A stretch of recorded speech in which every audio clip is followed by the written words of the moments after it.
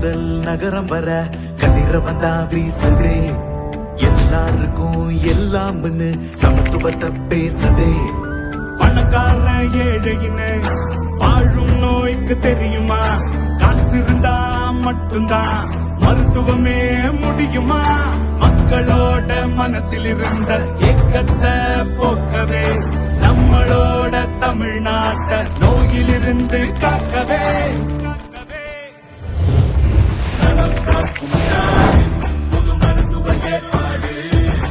நோயில்லாத நாடா மாறும் தமிழ்நாடு. நலம் காக்கும் ஸ்டாலின் புது மருத்துவ ஏற்பாடு. நோயில்லாத நாடா மாறும் தமிழ்நாடு.